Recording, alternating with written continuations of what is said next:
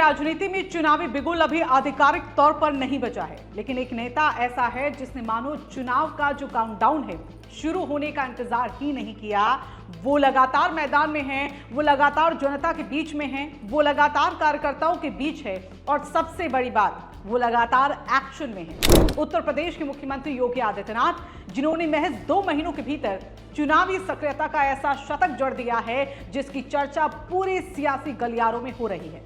कहा जा रहा है कि योगी आदित्यनाथ अब तक 100 से ज्यादा विधानसभा क्षेत्रों तक पहुंच चुके हैं, करीब 45 जिलों का दौरा कर चुके हैं और विपक्ष अभी भी शुरुआती तैयारी में उलझा हुआ दिखाई दे रहा है।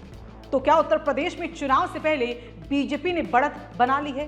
क्या योगी का ये मैन इन एक्शन वाला अंदाज विपक्ष पर भारी पड़ रहा है? और आखिर क्यों उनकी सक्रियता की तुलना सीधे अखिलेश यादव और मायावती से की जा रही है? आइए पूरी कहानी को समझते हैं। उत्तर प्रदेश देश का सबसे बड़ा राजनीतिक रणक्षेत्र। यहाँ चुनाव सिर्फ वोटों से नहीं बल्कि जमीन पर मौजूदगी से भी जीते जाते हैं और शायद यही वजह है कि मुख्यमंत्री योगी आदित्यनाथ ने इस बार प्रचार की कमान किसी और के भरोसे नहीं छोड़ी, बल्कि वो खुद मैदान में उतर गए। पूर्वांचल से लेकर पश्चिम उत्तर प्रदेश, बुंदेलखंड से लेकर अवध तक, शहर से लेकर गांव तक योगी आदित्यनाथ लगातार दौरे कर रहे हैं। बिजनौर, गाजियाबाद, आगरा, झांसी, मैनपुरी, वाराणसी और गोरखपुर, ऐसा शायद ही कोई बड़ा इलाका बचा हो जहां मुख्यमंत्री की मौजूदगी दर्ज न हुई हो। लेकिन सवाल यह है कि आखिर इन दौरों में ऐसा क्या खास है? सिर्फ मंच से भाषण देना ही मकसद नहीं है। हर दौरे में स्थानीय कार्यकर्ताओं से बैठक है, जनप्रतिनिधियों से संवाद, विकास कार्यों की समीक्षा, नई परियोजनाओं का लोकार्पण, जनता से सीधा संपर्क और प्रशासनिक अधिकारियों को मौके पर ही निर्देश। यानी चुनावी राजनीति और प्रशासन दोनों साथ साथ। यही वजह है कि समर्थक उन्हें सिर्फ मुख्यमंत्री नहीं बल्कि मैन इन एक्शन कहने लगे। दिलचस्प बात यह है कि इतनी व्यस्त चुनावी गतिविधियों के बावजूद योगी आदित्यनाथ का सरकारी कामकाज भी उसी रफ्तार से चलता दिखाई देता है। यानी संदेश साफ है, सरकार भी, संगठन भी और चुनाव भी, तीनों मंचों पर एक साथ सक्रिय रहने की कोशिश उनकी दिख रही है।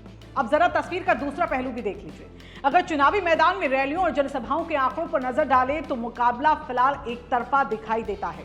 एक तरफ मुख्यमंत्री योगी आदित्यनाथ, जिनकी चुनावी सक्रियता का आंकड़ा 100 के पार पहुंचने की चर्चा है, और दूसरी तरफ समाजवादी पार्टी के प्रमुख अखिलेश यादव, जिनकी आखिरी बड़ी सार्वजनिक रैली मार्च 2026 में दादरी में बताई जाती है। उसके बाद कई महीने गुजर चुके हैं, लेकिन कोई बड़ी चुनावी जनसभा चर्चा में नहीं आई।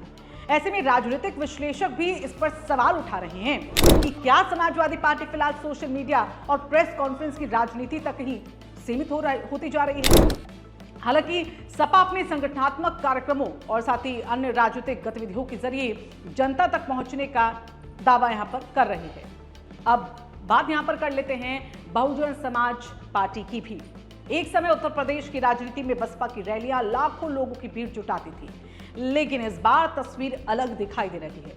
बताया जा रहा है कि बसपा सुप्रीमो मायावती की उत्तर प्रदेश में आखिरी बड़ी सार्वजनिक रैली अक्टूबर 2025 में हुई थी। इसके बाद उनके अधिकांश राजनीतिक संदेश सोशल मीडिया और फिर लिखित बयानों के जरिए ही सामने आते रहे हैं। यानी अगर राजनीतिक सक्रियता की तुलना केवल बड़ी जनसभाओं और मैदान में मौजूदगी के आधार पर की जाए तो फिलहाल बीजेपी सबसे आगे दिखाई देती है। और यही वजह है कि अब राजनीतिक गलियारों में एक नई चर्चा शुरू होती दिख रही है। क्या योगी आदित्यनाथ ने चुनाव से पहले मनोवैज्ञानिक बढ़त बना ली है? क्या लगातार जनता के बीच रहने की रणनीति बीजेपी को संगठनात्मक मजबूती दे रही है? क्या यही वजह है कि पार्टी कार्यकर्ताओं का उत्साह भी लगातार बढ़ता दिखाई दे रहा है? क्योंकि राजनीति में सिर्फ भाषण नहीं, मौजूदगी भी मायने रखती है और जब कोई नेता लगातार जनता के बीच दिखाई देता है तो उसका राजनीतिक संदेश अपने आप मजबूत हो जाता है। हालांकि अंतिम फैसला हमेशा जनता ही करती है। चुनाव का परिणाम रैलियों से नहीं, मत पेटियों से निकलता है। लेकिन इतना जरूर कहा जा सकता है कि उत्तर प्रदेश की चुनावी लड़ाई में मुख्यमंत्री योगी आदित्यनाथ ने शुरुआत बेहद आक्रामक अंदाज में की है। विपक्ष अब इस बढ़त का जवाब कैसे देता है? क्या अखिलेश यादव अपनी चुनावी रफ्तार को बढ़ाएंगे? क्या मायावती फिर से मैदान में बड़ी रैलियों के साथ यहां पर वापसी करती हुई नजर आएंगी, या फिर चुनाव तक योगी आदित्यनाथ का यही मैन इन एक्शन वाला अंदाज सबसे बड़ा चुनावी नैरेटिव बना रहेगा? इसका जवाब आने वाले महीनों में उत्तर प्रदेश की जनता जरूर देगी।